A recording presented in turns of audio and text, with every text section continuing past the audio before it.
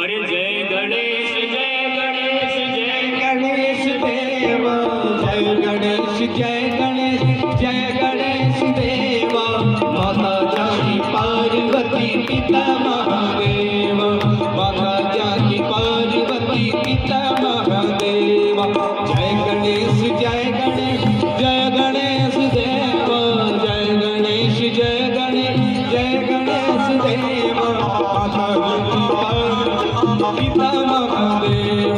माता जाकी पार्वती पिता महादेव एक दंत दयावंत चार भुजाधारी एक दंत दयावंत चार भुजाधारी माथे सिंदूर सोए मुसकी सवारी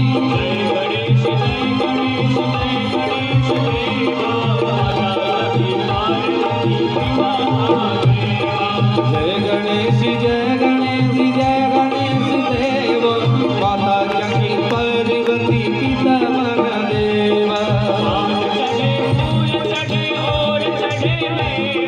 पान चढ़े फूल चढ़े और चढ़े मेवा लड्डू का भोग लगे संत करे सेवा जय गणेश देव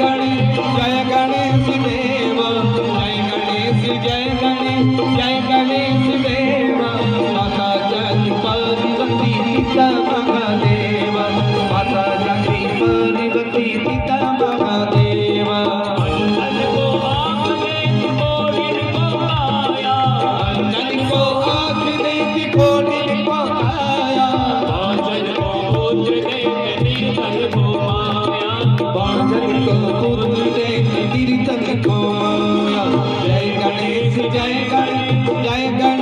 देव जय गणेश देव माता जाकी पार्वती पिता महादेव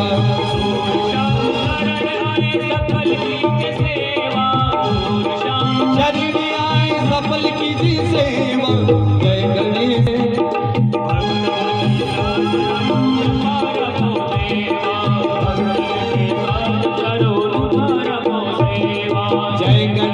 जय गणेश देव जय गणेश देव माता जाकी पार्वती पिता महादेव माता जाकी पार्वती पिता महादेव माता जाकी पार्वती पिता महादेव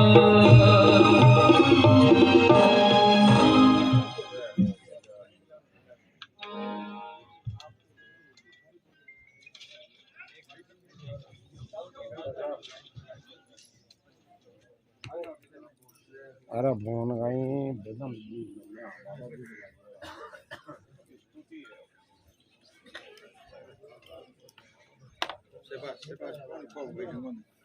ये दो कैंपर बढ़ लियो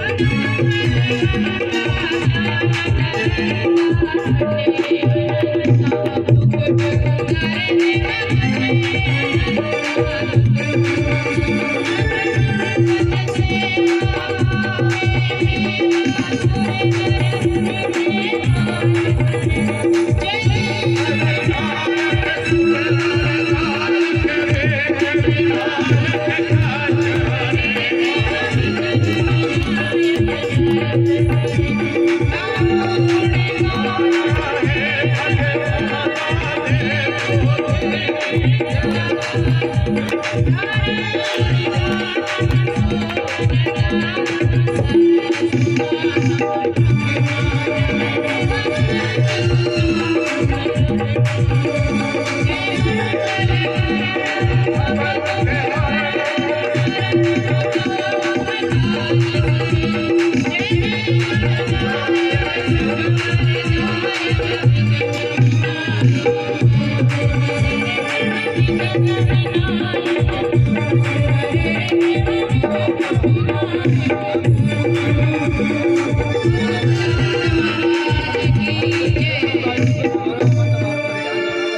गणेश भगवान की, हिंगलाज मात की, गणेश मात की, रावण मात की, चारण शक्तियों की।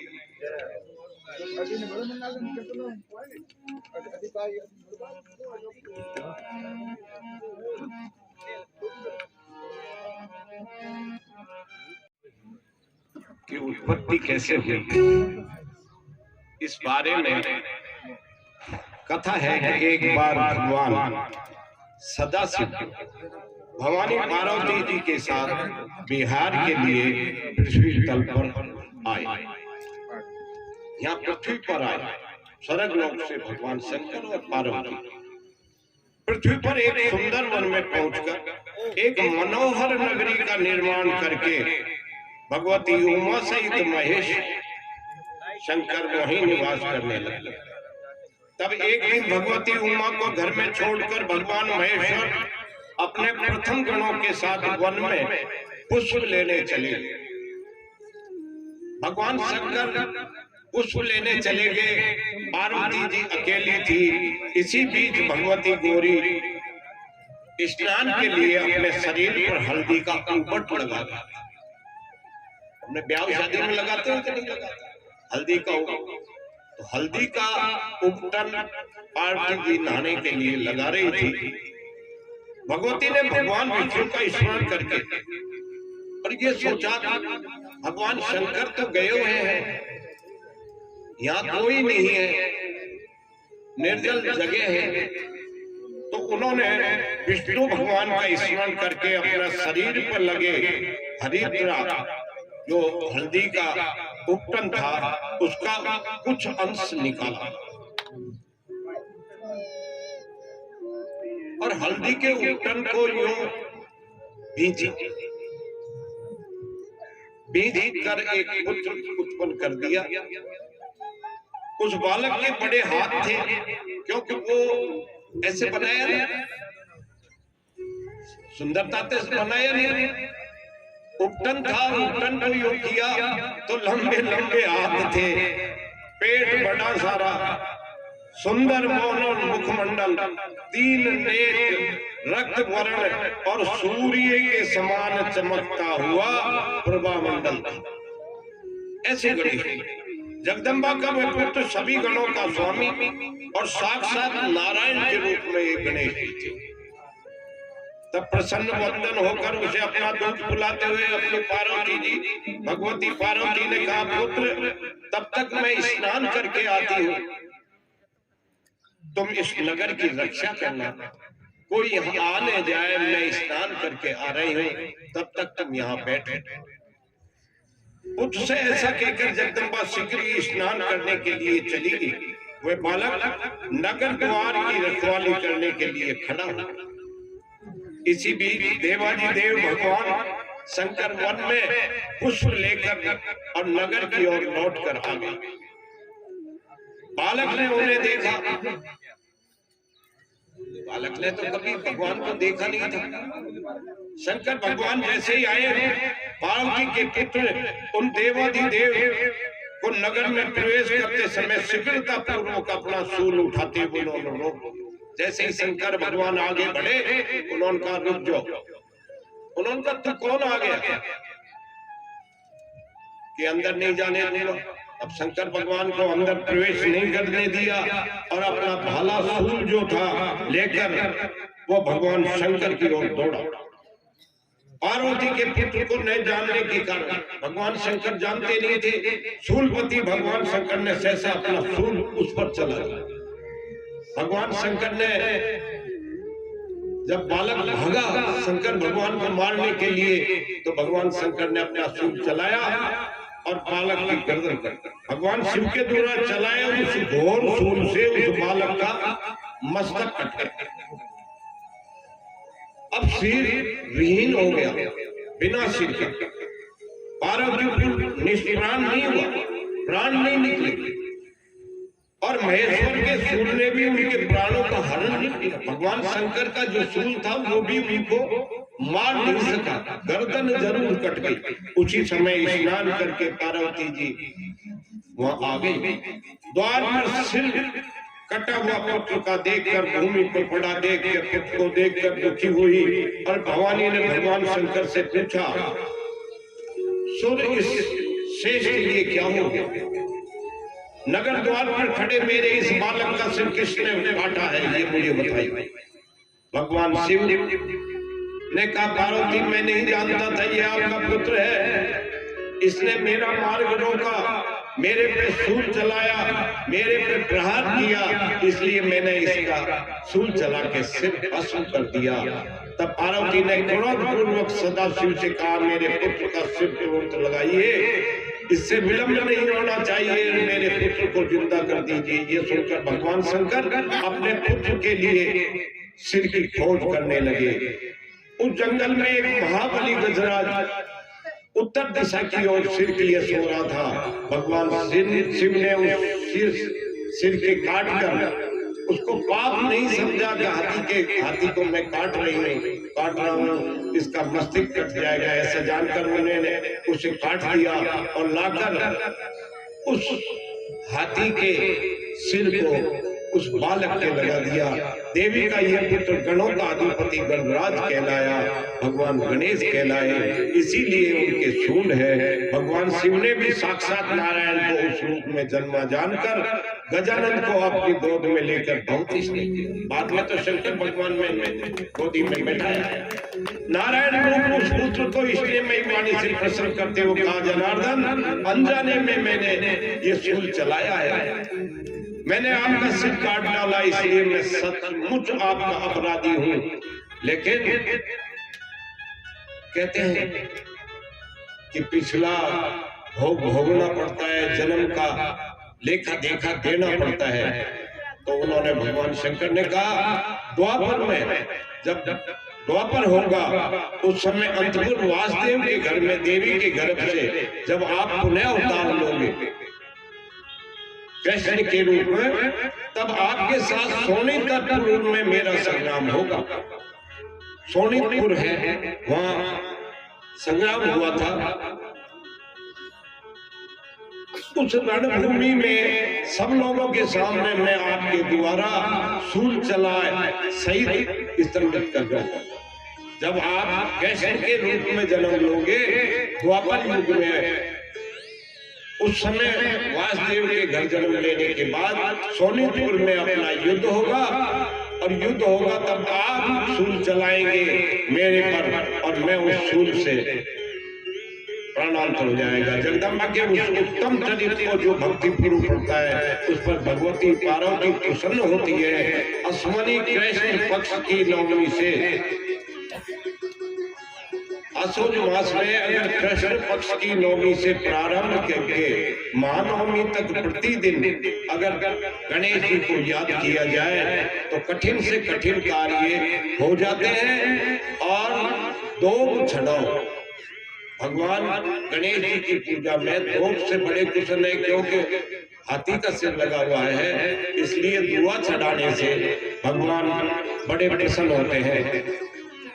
किसी समय में भाद्र पक्ष माह की शुभ कार्यों के लिए उत्तम नहीं माना जाता था, इसलिए आज भी इस महीने में शादी विवाह नहीं करते, गृह प्रवेश नहीं करते भादवा में। इसी के चलते भगवान श्री कृष्ण ने इस माह में अवतार लेकर जन्माष्टमी के साथ इस महीने को श्रेष्ठ बना दिया। तब से जन्माष्टमी अपना दिन बन गया।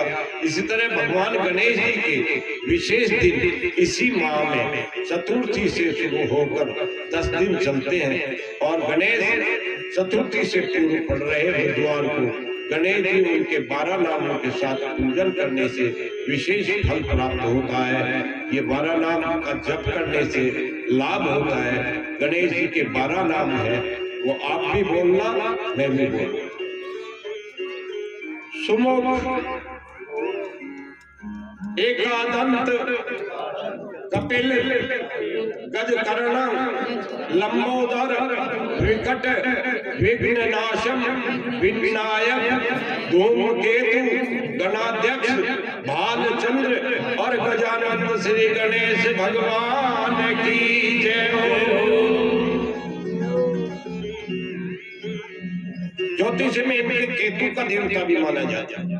किसी के केतु लग जाता है तो गणेश जी की पूजा करो। जो भी संसार के साधन है उसके स्वामी गणेश जी कहे गए हैं। हाथी जैसा सिर होने के कारण इनको गजानंद कहा गया है। गणेश जी का हिंदू शास्त्र के अनुसार सब देवताओं में पूज्य माने गए हैं। ये सब देवताओं के पूज्य है।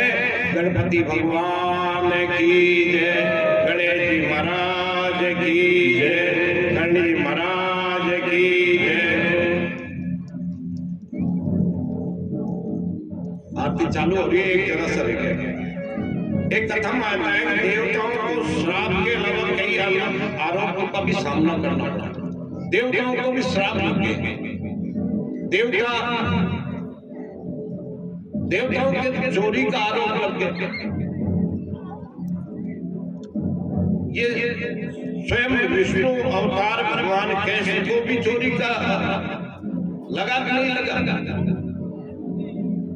ये कथा विघ्नहर्ता गणेश जी द्वारा चंद्र को दिए गए श्राप से जुड़ी हुई है।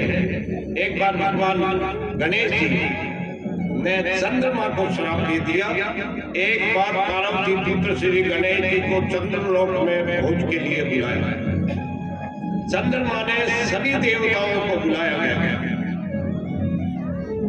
बुलाकर निमंत्रण दिया। देवने का बहुत कार्यक्रम चल रहा था। लड्डू बट रहे थे। गणेश जी ने भरपेट मिठाई खाई और चलते समय बहुत सी मिठाई अपनी झोली में डाल दी। लड्डू ज्यादा थे ना तो लड्डू भर लिए अपनी झोली में, संभल नहीं सके।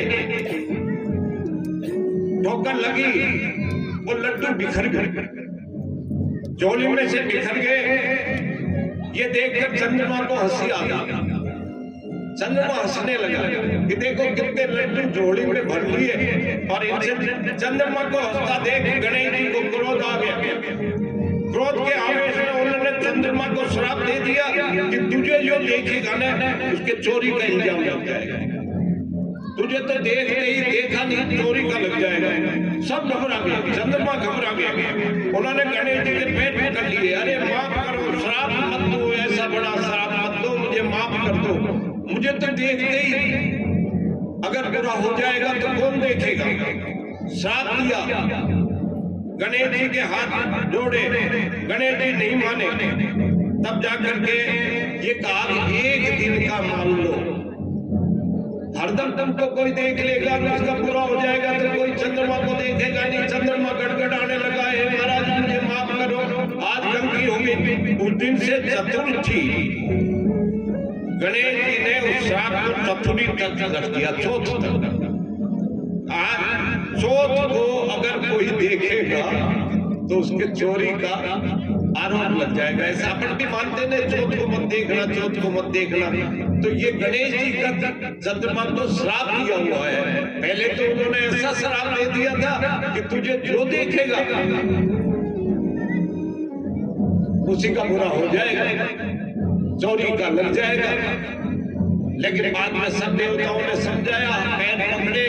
चंद्रमा ने भी पैर पकड़े तो वो केवल एक चौथ के दिन रख दिया। गणेश जी महाराज की जय, भगवान की जय, गजानन महाराज की जय। अभी आरती हो रही है, आप सभी पधारे आरती में और रथ की आरती करेंगे, फिर वापिस आएंगे अगला भाग फिर करेंगे। गणेश महाराज की